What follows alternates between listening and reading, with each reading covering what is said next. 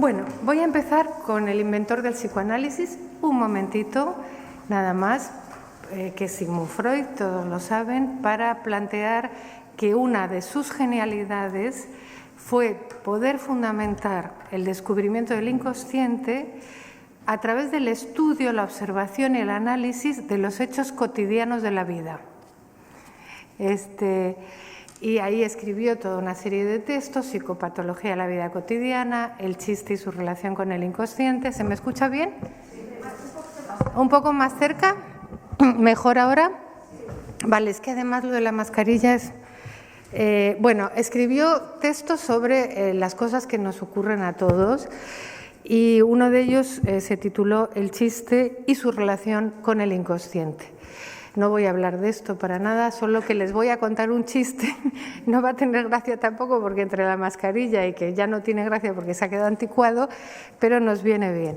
Lo que Freud planteó es que el chiste es una manera no solamente de obtener la risa, digamos, ¿no?, de producir la risa, sino también de sortear la represión, ¿no?, de decir aquello que no se puede decir porque está reprimido, de poder decirlo a través del chiste. Y entonces, mediante el chiste podemos decir cosas que en otro contexto resultarían obscenas o, en fin, tendenciosas y, desde luego, políticamente incorrectas. Entonces, es una estrategia el chiste de burlar la represión, no solo a nivel individual, sin duda, también a nivel social. La represión social, que nos aproxima a lo que nos interesa a los psicoanalistas, que es lo que ocurre en el inconsciente. Entonces, el chiste, a ver si me acuerdo bien, es el siguiente. Primero les tengo que decir que es un chiste del siglo pasado, es decir, de hará 20 años, de cuando todavía no existían las redes sociales, y eso es importante. Bueno, más o menos viene a decir que en Nueva York han construido dos grandes almacenes, uno enfrente del otro. En uno de ellos es para mujeres que entran a comprar hombres, y el otro es para hombres que entran a comprar mujeres. Voy a ir al porque es medio complicado el chiste. Entonces, cada planta anuncia el tipo de producto que tienen para vender, ¿no? Y a medida que se sube a la siguiente planta, el producto, digamos que se complementa con una nueva prestación, como en los coches, ¿no?, que te dan el básico y luego una prestación más y luego una más, o sea, contiene la anterior más una más. Y para no manosear o, en fin, o hacer un uso inadecuado de una mercancía tan delicada como son los seres humanos, bueno, pues entonces se ponen dos reglas. Si subes una planta más, no puedes retroceder y solo puedes entrar a la que elijas, no es cuestión de ir mirando todas, ¿vale? Entonces, el chiste nos cuenta una mujer que entra a uno de estos grandes almacenes, ahora sí que tengo que ver porque es un poco trabalenguas, y se encuentra que en la primera planta se venden hombres bien parecidos. No está mal, ¿no? Pero le parece poca cosa, porque también te puedes aburrir por muy guapo que sea, etcétera, y tampoco a las mujeres es eso lo que más nos tira. Y entonces sube una planta más, no sé qué harían cada una de ustedes, piénsenlo. En la siguiente planta, el producto que se exhibe es el siguiente: hombres bien parecidos y cariñosos. Bueno, pero no, le parece insuficiente y sube a la tercera, donde se va a encontrar con hombres bien parecidos, cariñosos y buenos amantes. Y hay duda. Está ahí a punto de entrar, pero dice, ya, pero al final es que eso, si no tal, bueno, hace falta algo más, ¿no? Y sube una más, cuarta planta, hombres bien parecidos, cariñosos, buenos amantes, a los que les gustan los niños. No, a esta mujer esto no le interesaba mucho, y sube otra, a la quinta, donde dice hombres bien parecidos, cariñosos, buenos amantes, les gustan los niños y además son intelectuales. Por poco entra. Pero dice, no, igual hace falta algo más, ¿no? y sube a la última planta donde se encuentra el anuncio siguiente: lo que usted busca no existe. Vale, en el almacén para hombres que quieren comprar una mujer, la primera planta anuncia mujeres bien parecidas. La segunda, mujeres bien parecidas a las que les gusta el sexo. La tercera planta, mujeres bien parecidas a las que les gusta el sexo y no molestan. El resto de las plantas no las visitó nadie. Vale, entonces, ¿por qué he elegido? Me acordé de este chiste cuando empecé a escribir esta conferencia, me vino, porque digo, qué anticuado se ha quedado, pero al mismo tiempo nos trae toda una serie de cuestiones que son las que vamos a tratar de desplegar. Cuando este chiste me fue contado hace años, era una fantasía, era claramente una fantasía respecto a la realidad del momento, y ahora yo creo que es todo lo contrario, se ha quedado corta. La fantasía se ha quedado corta si la comparamos con la introducción de las redes sociales, y lo que entonces parecía inverosímil ahora es elevado a la enésima potencia. Y ahí nos encontramos en la actualidad con la emergencia de un supermercado en la que la mercancía son los propios usuarios que están dispuestos a usar al otro como objeto, pero también ellos mismos a ofrecerse como objeto de consumo y de evaluación. Por otra parte, el chiste nos ofrece una caricatura, si se dan cuenta, de la diferencia entre la erótica masculina y la femenina, pero que no es del todo falsa. Es una caricatura y no es del todo falsa, y después trataremos de hablar un poco de eso. Al mismo tiempo, el relato del chiste gira todo en torno a la cuestión de la elección, elegir una planta, elegir el tipo de objeto, las prestaciones, es decir, y este es el tema del psicoanálisis. El tema del psicoanálisis es la elección en el campo del amor. Yo creo que hemos sido los que más hemos estudiado las condiciones de elección de objeto de amor.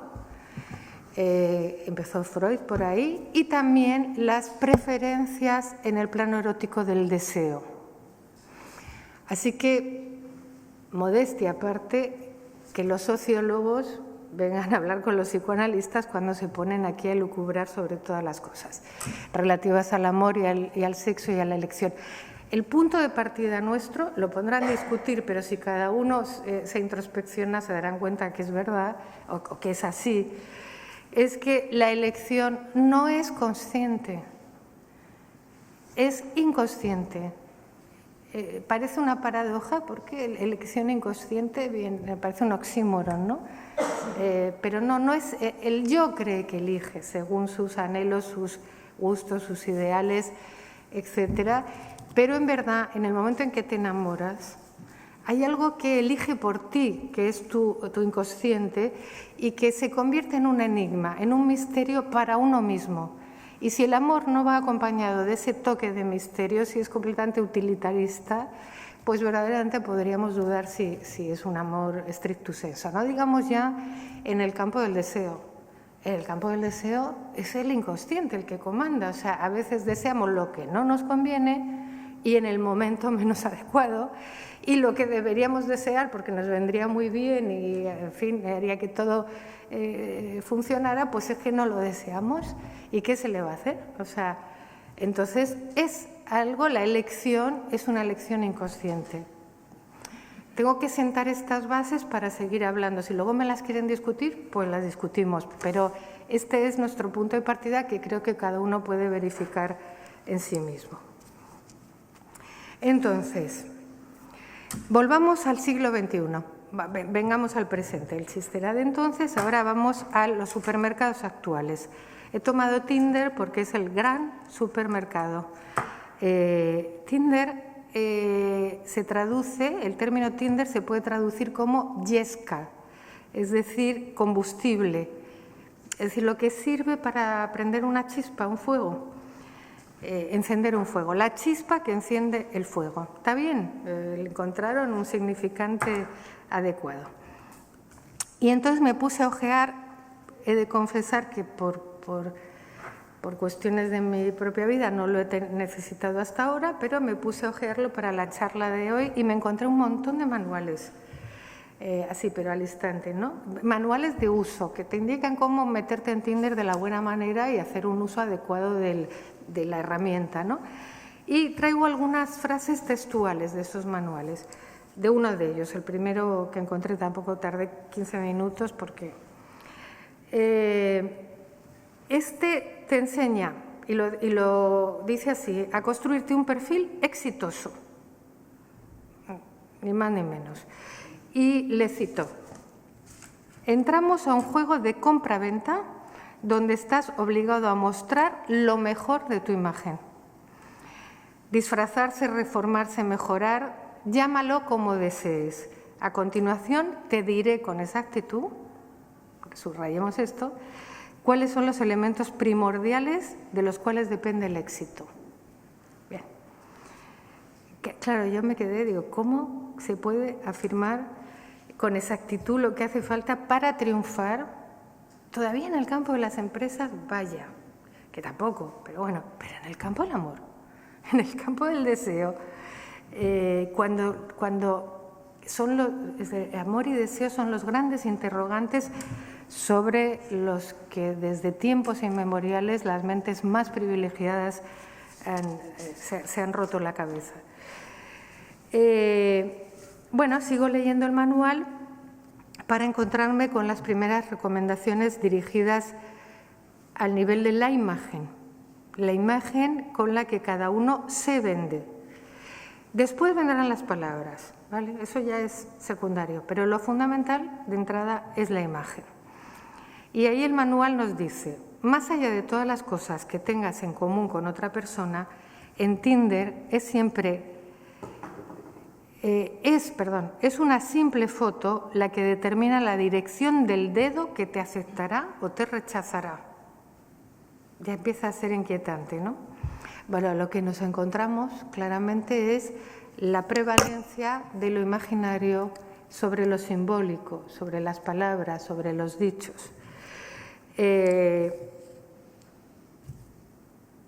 Y desde el punto de vista del psicoanálisis hemos estudiado mucho los fenómenos imaginarios, que también llamamos especulares, porque son la identificación al otro, yo estoy más gorda que la otra, bueno, las comparativas desde el punto de vista puramente imaginario y generalmente en espejo, y hemos descubierto que en ese plano de lo imaginario hay un nivel de desconocimiento importante de la verdad que se está jugando a nivel del inconsciente, ¿no? Entonces, lo imaginario tiende a la ignorancia, tiende al desconocimiento, a quedarse en la superficie de lo que se da a ver. Y desde luego hay que mantener una posición activa de ignorancia sobre lo que es la causa del inconsciente como determinación de la vida erótica para tragarse estos manuales de instrucciones como el que acabo de mencionar, donde, insisto, se ofrece un saber exacto de lo que hay que hacer para tener éxito en el amor y en el deseo. Bueno, esta ha sido la introducción. Entonces vamos a ir al tema y me gustaría debatirlo luego con ustedes, ¿no? ¿Qué piensan sobre los encuentros y los desencuentros a nivel de las redes sociales? Ventajas e inconvenientes, podríamos decir. Bueno, en la actualidad los intercambios eróticos por Internet son bastante más habituales que salir por la noche de copas para ver si pasa algo. También son más cómodos, en cierto modo, ¿no? Bueno, claramente más cómodos. La facilidad con la que uno puede conectarse con otros ha cambiado absolutamente el panorama de antaño. El mundo virtual, además, como sabéis, no tiene fronteras, de manera que se saltan las distancias geográficas y la gente encuentra un partener pues, en el otro lado del planeta. E inician una relación, bueno, con ciertas características que no implican la presencia. Estamos entonces en una época distinta a la que se ha llamado la época de la hiperconexión y ahí pues nos vamos a encontrar con una variedad enorme de encuentros pero también de desencuentros.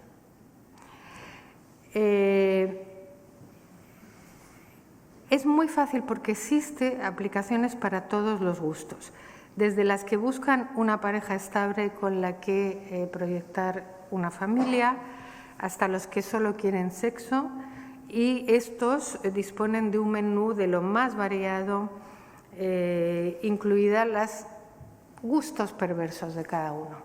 Hay para todos los gustos, digamos, ¿no? Entonces, los psicoanalistas también leemos a los pensadores actuales, no es que nos dedicamos exclusivamente a lo que escuchamos en nuestra consulta, esa es nuestra fuente fundamental, sin duda, pero también necesitamos estar al tanto, estar a la hora, digamos, en la que la civilización se está jugando lo más novedoso.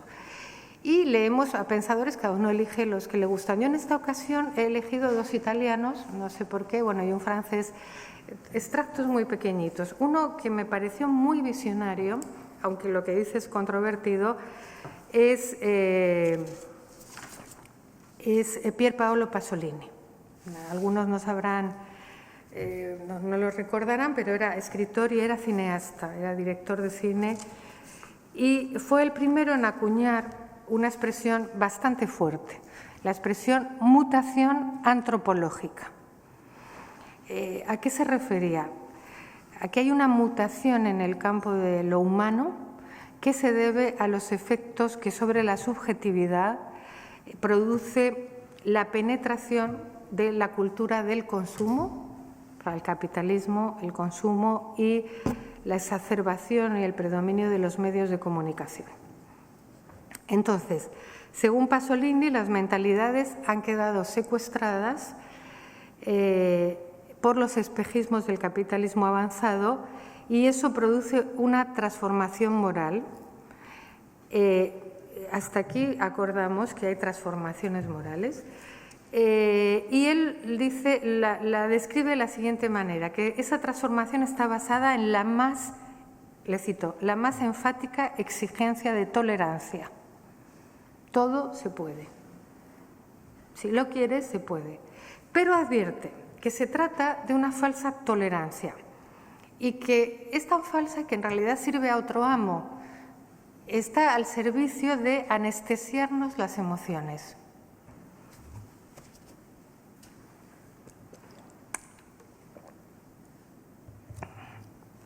Entonces, Pasolini pone el acento en que hemos perdido la espontaneidad, incluso la sensibilidad de los cuerpos, que al pasar por la máquina trituradora del consumismo hedonista, se convierten ellos mismos en meras cosas, en objetos de consumo. O sea, que anticipó un poco la lectura que hacemos ahora de el sujeto como objeto de consumo por el capitalismo, años 70 del siglo pasado. 50 años después, otro italiano, Franco Berardi. Hay un libro del 2017 que se titula Fenomenología del fin y donde Berardi vuelve a usar la expresión de Pasolini, mutación antropológica. Él ya analizando el tema de los cambios de los medios digitales, que todavía no existían en 1970. Entonces, Berardi sí que aplica las consecuencias del mundo digital, que es para Berardi el mundo digital ha cambiado los parámetros de nuestra percepción estética. Y cuando él dice percepción estética, dice eso es equivalente a nuestra erótica. ¿Vale? Lo que plantea Berardi es que la comunicación entre los seres humanos, y pongamos entre los sexos, ¿no? Siempre fue ambigua y por ello mismo vibrante por la ambigüedad y caracterizada por el cortejo amoroso, donde lo que prima es fundamentalmente el equívoco de las palabras. Y lo que ahora se hace es restar toda espontaneidad, toda contingencia e intentar neutralizar el equívoco. intentar hablar de una manera casi diríamos protocolaria, ¿no? Rellenar las cosas de Tinder, etcétera, las maneras de hacer, con el anhelo de producir una comunicación unívoca, ¿no? Donde digo A, digo A. No digo B u otra cosa, pero es que esto es absurdo, ya veremos que además es imposible. Claro, las consecuencias de este desplazamiento es que se produce un empobrecimiento de la relación entre los cuerpos y para Berardi dice, el mayor exponente de este empobrecimiento lo vamos a encontrar en la pornografía. El porno nos dice, bueno, el consumo de porno es una cosa ya desorbitada, o sea, empiezan los críos desde muy temprano y ya no lo sueltan más. Entonces Berardi dice que el porno es la sexualidad sin ambigüedad ni misterio, porque siempre se sabe lo que va a pasar. No hay contingencia, no hay misterio, no hay equivocidad, es algo casi como mecánico en cierto modo, ¿no? Y acordamos con Berardi sobre el peligro que supone todo intento de clausurar la ambigüedad en el campo de las palabras y el malentendido. Es decir, porque es equivalente a clausurar el inconsciente. El inconsciente es el que hace que tropecemos, cometamos lapsus, digamos una cosa, pero en realidad querríamos haber dicho otra y nos arrepentimos de, en fin, sentir que no somos dueños de la lengua. Entonces, todo intento de clausurar el inconsciente produce efectos deletéreos, sobre todo en el campo del amor y del deseo. Hay otro libro que voy a citar, que es de culto directamente sobre este tema, que es en 1977 el semiólogo Roland Barthes escribió un libro titulado Fragmentos de un discurso amoroso, en el que reflexiona sobre la soledad extrema.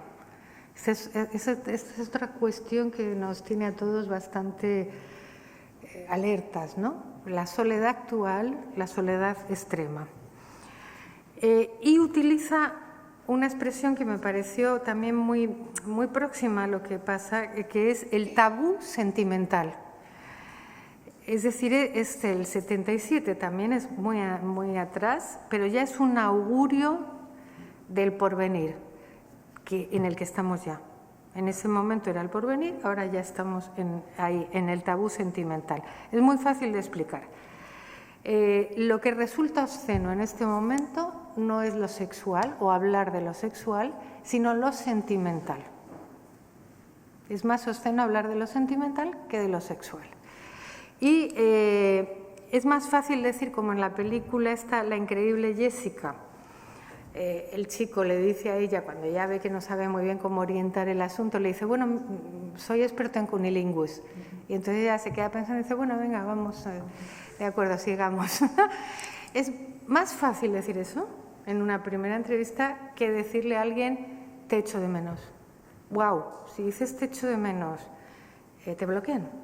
Exactamente, o sea, eso es una barbaridad, eso no pega nada, o sea, ¿qué es esto de me gustaría verte más? Eso es expresar los sentimientos y a nadie le interesa que las cosas circulen por ese lado. Porque todos, hombres, mujeres, unos, otros, los distintos sexos en sus variables, están a la defensiva, se meten a este mercado, se ofrecen, eligen, pero al mismo tiempo están a la defensiva en el campo de los sentimientos.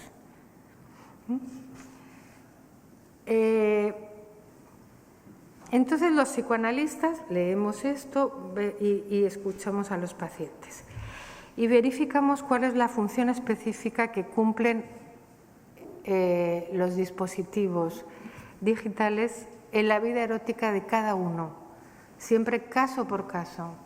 Siempre cada sujeto en su molécula más singular.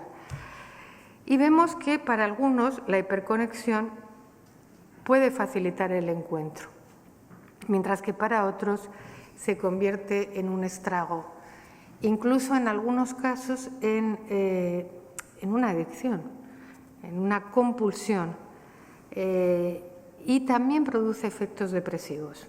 O sea que ahí todas las consecuencias son distintas dependiendo de cada persona. Si tomamos el fenómeno de lo que se llama el ghosting, que es la desaparición, ¿no? Alguien te bloquea o desaparece, nunca más te vuelve a responder, ya no le encuentras por ninguna parte. Y eso nos describe la enorme facilidad para desaparecer que tiene cada uno de nosotros, pero que cuando es el otro con el que estamos teniendo una relación, el que hace el ghosting y se esfuma cual fantasma, se evapora, entonces eso puede llegar a producirnos estragos. Y sobre todo, habrá más vertientes, no se puede ser categórico, pero yo lo hemos más bien verificado en la clínica femenina. Cuando el otro la descarta o las descarta, ya sea, por ejemplo, una cosa que duele mucho, mujeres que se anuncian sin poner una foto, ponen un relato, entonces el otro lo primero que te pide es una foto, y si después de la foto ya no te dice nada, mal. O sea, primera foto sin respuesta, mal. O los que evitan el encuentro personal. Es interesante cómo las mujeres quieren provocar el encuentro más que los hombres, y entonces están estos que se dedican, luego lo voy a explicar, a relaciones muy masturbatorias y que por lo tanto no tienen el menor interés en enfrentarse a la subjetividad del otro, al enigma del otro, al deseo del otro, a todo lo inquietante que tiene la alteridad del otro, ¿no? Y entonces pues evitan el encuentro. Y también aquellos que después de un primer encuentro sexual desaparecen. Bueno, todas estas cuestiones que van desde la foto hasta no querer verse, hasta desaparecer después, van produciendo bastantes estragos. Y uno dice, pero estas mujeres sufren porque se han enamorado. No, no necesariamente, que va, sino porque han sido desechadas. Porque han sido desechadas como ellas mismas, como un objeto que no tiene valor. Y la sensibilidad, cuando hablo de sensibilidad femenina, ahí hay que decir que no es exclusiva de un solo sexo, ¿no? Que hay mujeres que usan las redes de manera muy utilitarista para tener encuentros sexuales pactados con un hombre diferente en cada ocasión, y que hay hombres también que se duelen cuando una mujer les hace ghosting o cuando se sienten utilizados. Pero la mayor parte de las veces podríamos decir que este asunto de las redes sociales iría más, es más, ¿cómo decirlo?, más favorable o se ajusta más a las condiciones eróticas masculinas. Bueno, todos conocemos a través de la literatura y de la vida real el odio que aparece en la mujer cuando el partner masculino, con su modo de gozar más bien autístico, entre comillas, muestra poder deshacerse de ella sin la mayor consecuencia. El denominador común es que la relación con el hombre se convierte para una mujer, no es tanto el valor que tiene ese hombre para ella, a veces sí, claro, pero no siempre, sino que para una mujer cualquier encuentro con un hombre es como un laboratorio de pruebas en el cual va a poner en juego la pregunta existencial fundamental. ¿Quién soy yo para el otro? ¿Cuánto valgo para el otro? Y claro, si lo que pones en juego eso, estás pues bastante vendido, ¿no? Nunca mejor dicho. Ahora, esta es la parte más dañina o estragante, etcétera, del asunto, ¿no? Pero también están los beneficios de las redes sociales. El papel socializante que tiene para algunos sujetos. Diría yo sobre todo para sujetos que no tienen la capacidad de establecer un lazo social. A veces se trata de casos graves, de psicosis, o no tan graves, pero ya del estilo de la psicosis, ¿no? De sujetos más bien, vuelvo a decir, descriptivamente autistas, encerrados en sí mismos, en su propio agujero, por decirlo así, para los cuales se les abre una posibilidad que no habían tenido hasta ahora, y una posibilidad de establecer lazos sociales un poco siguiendo cuál es su síntoma, su manera de poder hacerlo.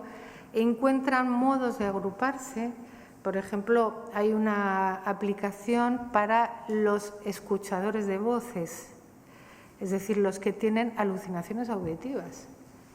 Y entonces hablan entre ellos, se cuentan cuándo empezaron por primera vez a tenerlas, cómo se han medicado, en fin, forman un grupo y resulta muy beneficioso.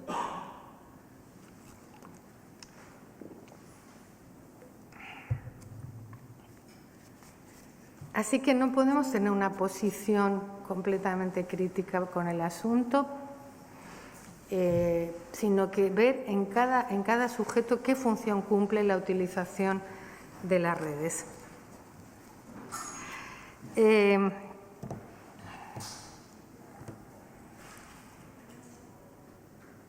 Claro, de todas maneras, bueno, hasta aquí matices sobre la actualidad, pero para seguir profundizando necesito como transmitiros de la manera, voy a intentar más básica posible o más que os resulte más comprensible, cuáles son los fundamentos invariantes de la condición humana.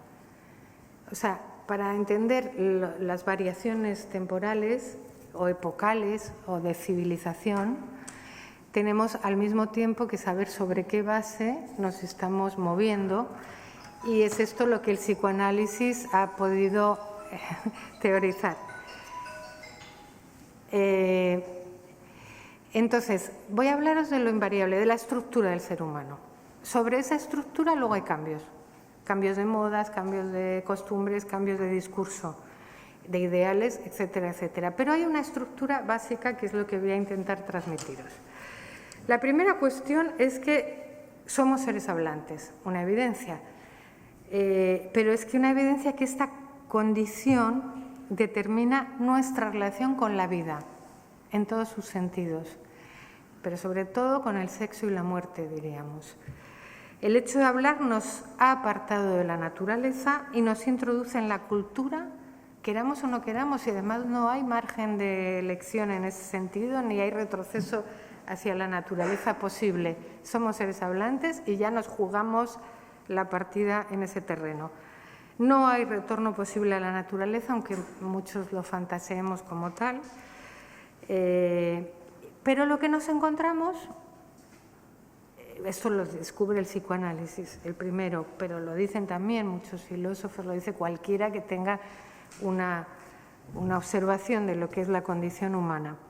Sin embargo, nos encontramos con los científicos y con algunas ideologías y con los psicólogos también, en cierto modo, que interpretan nuestros comportamientos desde las leyes naturales, es decir, aquellas que rigen los comportamientos del mundo animal, y apoyándose en el mapa del genoma, fuerzan los argumentos para demostrarnos que entre el hombre, hombre-mujer, aquí lo digo en sentido genérico, entre el hombre, el mono, la rata, la mosca o cualquiera de estos, o no sé qué mosquito que hay fantástico, o un gusanito, pues no hay prácticamente diferencias. Entonces, esta visión, no es que pensemos que somos superiores a los animales, ni mucho menos, pero esta visión es tan errónea que tiene consecuencias nefastas cuando se trata de aplicar al ser humano en muchos campos, pero especialmente diría que en el campo de las terapias. Porque las terapias que intentan naturalizar lo sexual conducen a lo peor. Conducen a lo peor porque te empujan a lo imposible. No se puede naturalizar lo sexual por mucho que te lo propongas. Y como no se consigue, entonces el sujeto queda condenado a la impotencia, la decepción, el escepticismo, el desengaño, etcétera, porque está verdaderamente mal orientado. Eso a nivel de lo sexual en cada uno. Si ya hablamos del tema de las parejas, entonces ahí tenemos todavía que complicar más el asunto, y desde luego la diferencia con los animales ya se hace clarísima, ¿no? Y es que los animales se aparean siguiendo unas leyes instintivas absolutamente inequívocas. Yo antes tenía el gusto por ver documentales, en general siempre me dormía, los documentales de las dos y tal son buenísimos para dormirse, y había algunos sobre la reproducción animal, que me interesaban especialmente. Es formidable porque en realidad los modos de reproducción en los animales son tan variados, tan extraños, que el Marqués de Sade se quedaría escandalizado directamente. Pero se cumplen siempre de la misma manera y para un mismo fin, para que la especie funcione y sobreviva. Entonces, pues yo que sé, me acuerdo las profundidades abisales, hay modos de reproducción que harían el festín de las fantasías femeninas y masculinas, ¿no?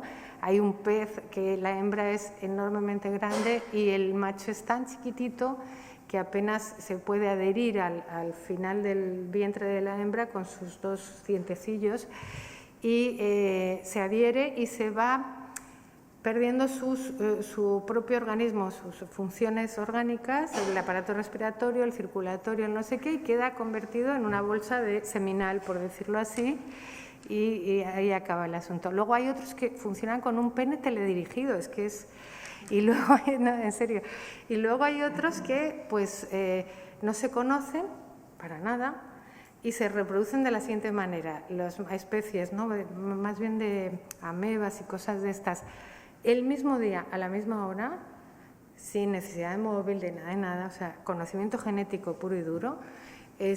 Las hembras sueltan óvulos a la superficie del mar y además se ve todo lleno de... Y los machos que están en otro lugar y que no las han visto jamás sueltan esperma. Y eso se produce y dice, bueno, pues ven, o sea, pero ahí, ¿qué hay? Hay variedad, muchísima más variedad que entre los seres humanos. Podríamos decir que en el fondo la vida erótica puede ser muy distinta, pero es sota, caballo y rey, o sea, tampoco nos hagamos aquí. Y sin embargo hay un conocimiento genético que hace que ahí no haya equívocos. La especie tiene que subsistir, el individuo no importa tanto y las condiciones de la reproducción tienen que darse de la manera en que se han dado siempre. Nosotros no, nosotros andamos perdidos entre gustos, elecciones, la moda, los discursos y etcétera. Por eso a veces decimos que la especie humana es una especie pervertida. No tomen esto en el sentido moral del término, ¿eh? Cuando decimos pervertido estamos usando el sentido etimológico, lo que está por fuera de los rieles naturales, lo que se sale de lo natural. Entonces, si hay algo complejo y fuera de lo natural y fuera de la norma y del conocimiento genético, es la formación de una pareja humana. Como no disponemos de un instinto que nos indique el momento y la manera en que se tiene que producir el apareamiento, necesitamos establecer complicados vericuetos, imaginarios, fotos, tal, arréglate, no sé, todas estas cosas, simbólicos, palabras, sin duda, para intentar un encuentro que nunca será del todo logrado. No estoy transmitiendo un pesimismo, yo creo que son muy interesantes los encuentros entre los seres humanos en las coordenadas del amor y del deseo, pero nunca son logrados, nunca. Siempre queda, y mañana me llamará y no sé qué, y la exnovia o el no sé qué, siempre quedan cosas, siempre queda un resto ahí que no entra a completar la operación. ¿Qué nos ocurre? Que no tenemos una relación directa con la vida, sino una relación mediada por las palabras, a todos los niveles, a todos. Comer, ir al baño, todo. Siempre está mediado por el discurso, por las palabras, y aun con eso intentamos comunicarnos. Entonces, lo que el psicoanálisis hace es registrar esta condición humana, conceptualizarla, y plantear lo siguiente, que el lenguaje apenas sirve para la comunicación, sirve en el sentido más ritual, ¿no? Pásame la sal, no sé qué, bueno, ese tipo de cosas sí nos sirve, pero a niveles verdaderamente de poder establecer una conexión con el otro, lo que rige es más bien el malentendido. Es eso a lo que denominamos el inconsciente. Una manera de definir el ser humano es definirlo como un traumatizado del malentendido, porque el lenguaje que lo determina no le sirve para definirse a sí mismo ni le sirve como medio de comunicación con el otro, a ciertos niveles, ¿eh? El psicoanálisis es probablemente el único discurso que basa su práctica en la acción del malentendido porque es la vía regia hacia el inconsciente. O sea, es allí donde cada uno nos equivocamos, tenemos un lapsus, perdemos algo, es el inconsciente el que ha actuado en nosotros, por decirlo así. Entonces, donde menos entendimiento hay es entre los sexos. Ahora, esto que es casi, diríamos, una evidencia, la ciencia trata de negarlo, ¿no? Y de reducir la subjetividad de los seres humanos a cero. Entonces, os voy a poner un ejemplo que a ver qué os parece, pero es que yo cuando lo leí y salió en todos los periódicos, en la Universidad de Stanford, los americanos, no sé, deben usar el dinero de las drogas para hacer trabajos de doctorado lo más absurdos. Bueno, entonces,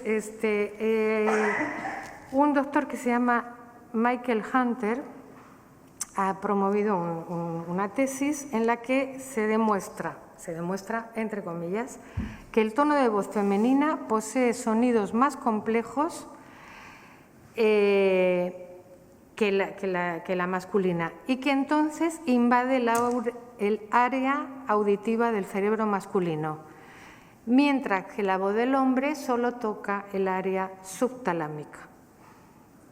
Por lo tanto, de aquí se deduce que en muchas ocasiones las mujeres se quejen de que los hombres no las escuchan.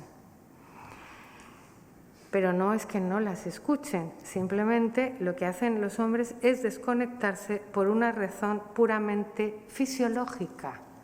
Les alteran el área auditiva, etc. Entonces, sin comentarios, ¿no? O sea, porque lo dejamos ahí, ¿no? A los de Stanford estos les habrán pagado una pasta por hacer esa tesis.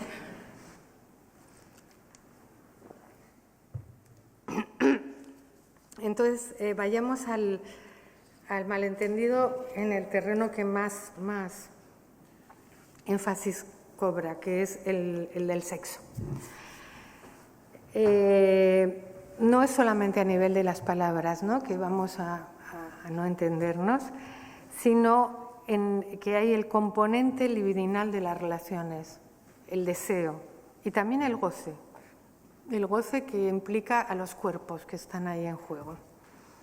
Como decía Jacques Lacan, un psicoanalista, el que nosotros justamente es la corriente que seguimos, el psicoanálisis se ocupa de lo que pasa en la cama, en una cama de pleno rendimiento, en una cama de dos. La sexualidad es el espacio del mayor malentendido porque el goce de los cuerpos siempre está como desviado, como inadecuado, ya sea porque es insuficiente o porque es excesivo. En última instancia, el goce que se obtiene nunca es el que se esperaba. Y encima, el goce en el momento del acto sexual no hace pareja con el otro.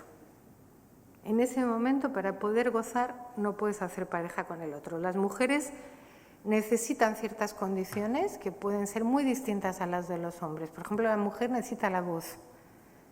No que le digan cualquier cosa, ¿no?, pero escuchar ciertas palabras, cierta voz, puede citarla más que otras cosas aparentemente más sustanciales. Mientras que los hombres, bueno, como decían estos, no querrían la voz para nada, con los de Stanford, para poder gozar, pues necesitan en ese instante, por lo menos, aislarse del otro. Si no, si están totalmente dedicados al otro, entonces no pueden obtener el goce, finalizar su goce. Entonces, la tonalidad erótica de la mujer suele ser erotomaníaca. ¿Qué quiere decir erotomaníaca? Quiere ser amada. Y la tonalidad masculina es más bien ensimismada o masturbatoria. Luego me discuten, si quieren. El psicoanalista Jacques Lacan resumió el malentendido entre los sexos con una fórmula fuerte, taxativa. Dice así: no hay relación sexual. Dice, il n'y a pas rapport sexuel. no hay proporción sexual, podríamos decir. No hay norma sexual, como sí que lo hemos visto en los animales. Dicho en otros términos, no hay entendimiento en el encuentro entre los sexos y ni siquiera en la procreación. Claro que hay actos sexuales y algunos muy buenos, ¿para qué vamos a negarlo? Pero es imposible que esos dos seres hablantes se complementen el uno al otro para siempre, por más que se abracen con todas sus fuerzas. Entonces, esto hasta aquí hemos llegado, o sea, les he tratado de transmitir la condición estructural del ser humano, ya sea en el siglo XX como en la Edad Media, ¿no? Ahora, podríamos decir que ante esto, que tiene algo del orden de las malas noticias, porque no hay un arreglo en las palabras exactas, o como decían estos del Tinder, ¿no? El saber exacto para cómo hacer no existe. Entonces, lo que se produce son estrategias. Estrategias con las cuales se responde a esa no hay relación sexual o no hay proporción sexual. Se trata de negar eso. Cuentos que nos contamos, relatos, etcétera, costumbres morales, ¿no? Entonces, los poetas y algunos filósofos han sacado a la luz esta verdad del que el psicoanálisis, antes que nosotros lo dijeron los poetas, sin duda, eso que os he explicado sobre el malentendido. Y podríamos decir que lo que denominamos civilización es en esencia el intento de hacer existir una proporción sexual, de salvar el malentendido, de dar una respuesta al impasse, de encontrar una norma que regule la relación entre los sexos, algo que les permita tener un sentido. Y cada civilización segrega entonces un imperativo moral sobre lo sexual. Todas las civilizaciones las podríamos... Hubo una enciclopedia que yo recuerdo haberla comprado sobre la vida erótica a lo largo de la historia y las morales que se iban generando en cada ocasión. Pero tomen un texto muy, muy bonito y muy fácil de leer que es de Sigmund Freud, que escribió en 1908 y que se titula La moral sexual, cultural y la sexualidad moderna. En este texto Freud examina la modalidad sexual de su época, la época victoriana, y sobre todo lo que quiere es captar cuáles son los síntomas que se derivan de esa moral, porque toda imposición de una moral pues produce una serie de síntomas. Los síntomas van cambiando su forma de presentarse. Síntomas va a haber siempre porque no hay relación ni proporción sexual, pero en cada época se presentan de una manera o de otra. Entonces él examina su época y plantea, bueno, él llega a la conclusión de que el incremento de las enfermedades psíquicas que él estaba viendo en su sociedad estaba causado por las restricciones sexuales. El estándar cultural imponía que la única salida válida para lo sexual era el matrimonio y el matrimonio monogámico. Esta era la moral que se exigía a los dos sexos, pero evidentemente los hombres hacían un uso más bien de una doble moral, mientras que las mujeres pues estaban condenadas a casarse y la monogamia o a la abstinencia si se quedaban solteras, etcétera. Entonces, Freud decía que las mujeres incluso cuando se echaban a algún amante, como la moral era tan fuerte sobre ellas, más que sobre los hombres, caían en una enfermedad histérica grave, ¿no? Por culpa, etcétera. Ahora, fijaros esa época, no han pasado tantos años, y compararla con la actual. Y vivimos en una civilización que demuestra que ya no hay prohibiciones, casi diríamos que hay una exhortación a que cada uno haga lo que le apetezca, cómo y cuando le apetezca, que cada uno goce a su manera, que no hace falta disimular las cosas. Y ¿acaso el sujeto actual, llamado hipermoderno por algunos, está menos sintomatizado que las monogámicos? ¿Ahora todo se puede?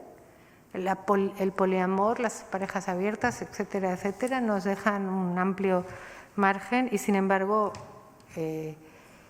nada, desde el punto de vista de la nerviosidad del sujeto moderno, no podemos decir que estamos mucho más, que lo llevamos mucho mejor. Bueno, voy a ir terminando planteándonos la pregunta de cómo podemos interpretar la época actual, donde las redes sociales tienen un predominio fundamental. El ser humano está embarcado siempre en una nave sin capitán, pero yo creo que ahora más que nunca. ¿Se me escucha bien o vaya? Sí, debería de… Un poco difícil. Bueno, yo creo que ahora más que nunca, ¿no? Por otro lado, notemos la ambivalencia del significante red, porque es un significante que tiene un doble sentido. Por una parte, designa un instrumento que tiene una gran utilidad, pero también designa una trampa. Es decir, que cuando uno cree que es el pescador que utiliza la red para pillar el pez que le apetece, acaba convirtiéndose en el pez mismo que ha quedado atrapado en esa red. Los debates actuales sobre las redes oscilan en una franja que va desde su defensa a ultranza a su demonización. Por una parte tenemos a los apocalípticos. Los apocalípticos auguran un mundo de seres hiperconectados, todos solitarios, vaticinan una extensión generalizada del autismo, la licuefacción de los lazos amorosos y sociales, el triunfo de los rasgos perversos, la desaparición de la privacidad, la adicción a las pantallas, muchas de estas cosas sí que están sucediendo, claro. El neonarcisismo, o sea, un narcisismo elevado ya al paroxismo, el individualismo más radical. También están aquellos que defienden esta amplificación del mundo que nos trae muchísimas ventajas. Nosotros hemos soportado la pandemia esta a través de las redes sociales, en gran parte, ¿eh? Nosotros hemos sostenido nuestra enseñanza y en fin, y la interlocución con nuestros colegas y amigos a través de los Zoom y las posibilidades que nos ofrecen. Ahora, ¿qué puede decir el psicoanálisis de esto, de este nuevo orden? Bueno, nosotros lo que hacemos es registrar, por una parte, el estilo discursivo del momento, el que marca el tono civilizatorio, y los síntomas que se derivan de eso. Se dice, claro, ahí es el caso por caso lo que nos puede orientar, porque no siempre, hay ya cosas que se van como instalando, ¿no? Como verdades, que bueno, habría que cuestionarlas. Se dice que antes había una idealización de la pareja y de la vida conyugal, mientras que ahora reina el escepticismo. No es tan seguro, ¿eh? Cada uno sigue manteniendo un ideal romántico. Ahora, ¿cómo lo puede llevar a cabo en las condiciones actuales? Eso ya es otro tema. Pero tampoco era fácil en la época de Freud y no digamos en la Edad Media u otros momentos, ¿no? Se dice también que el acto sexual se convierte en algo aparentemente ligero, algo fluido, algo sin consecuencias. Ahí sí que estamos en desacuerdo, no hay nada más falso que eso. Los psicoanalistas verificamos en nuestra consulta que la sexualidad actual, por muy liberada que esté y muy fluida y muy sin consecuencias que trate de ser, no es menos ahora que antes, y que las consecuencias a nivel de los síntomas, de la angustia e incluso del sentimiento de soledad, pues están ahí, demostrando que algo de lo sintomático se desprende de esta nueva civilización. ¿Acaso es más fácil encontrar pareja por estos medios? O, como auguran muchos, ¿no?, que cada vez la soledad es más radical, el sentimiento de soledad, que el fantasma de soledad cada vez cobra mayor consistencia. Dicho de otro modo, la hiperconexión ayuda a solventar las dificultades propias del malentendido entre los sexos o al contrario, o las acentúa. Bueno, por un lado vemos que el nuevo orden social nos ofrece todo tipo de facilidades, es muy fácil conectarse a una red, pero también esa facilidad es muy tramposa, muy engañosa, nos hace creer que podemos entrar y salir como queramos, ¿no? Que más o menos calculamos la jugada y que dejamos de lado el nivel, digamos, siempre incierto de las contingencias, de lo que aparece de manera imprevisible, de lo que no hemos elegido conscientemente y que, sin embargo, son las contingencias. Hay que defender las contingencias en la vida. Queremos calcularlo todo. Yo tengo un montón de pacientes jóvenes que son unos absolutos calculadores del porvenir y quieren que las cosas sean como las... Bueno, una cosa que realmente no se parece mucho a mi generación, que salíamos de noche a ver qué pasaba. No, aquí hay como un cálculo en todos los sentidos que se deriva de esta idea de que podemos elegir según nos parezca, etcétera. Y realmente para hacernos sentir, pensar, amar o sufrir necesitamos aceptar la contingencia. Y además el amor es contingente. El amor no lo puedes provocar. Puedes tener enfrente un partener que dices, jo, me conviene porque es encantador, es guapo, le gustan las mismas cosas que a mí, no sé qué, pero no me enamoro. Y a la inversa, este tipo que me va a fastidiar la vida y sin embargo, ¿no? Me enamoro. O sea, es una contingencia. Enamorarse no es algo que surja cada vez que uno lo desea y con quien lo desea. Jacques Lacan planteó que el hombre moderno ha perdido, bueno, seguía a Nietzsche y a otros, también lo dijeron otros, pero que ha perdido el sentido de la tragedia. Es decir, eso no significa que el hombre moderno haya dejado de sufrir, ¿no? Él dice el sentido de la tragedia. No significa tampoco que no se produzcan hechos trágicos, sino que al hombre moderno no le interesa captar que el sentido de la vida conlleva algo opaco, fallado o insensato. No le interesa, prefiere pensar que todo es calculable, evaluable.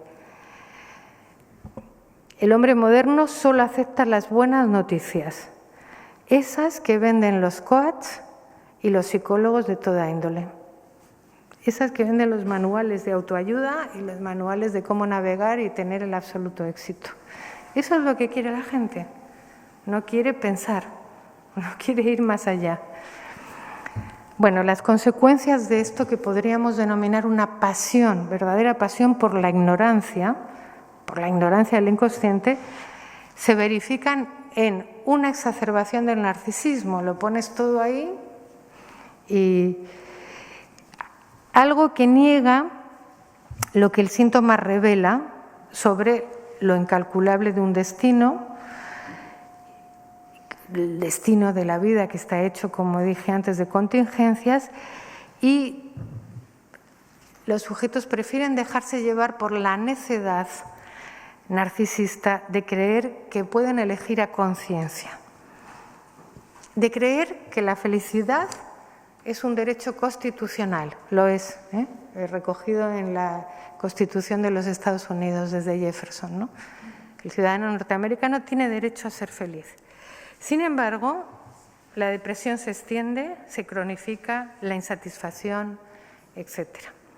No es de extrañar porque si retrocedemos ante lo trágico, tampoco podemos ser verdaderamente joviales.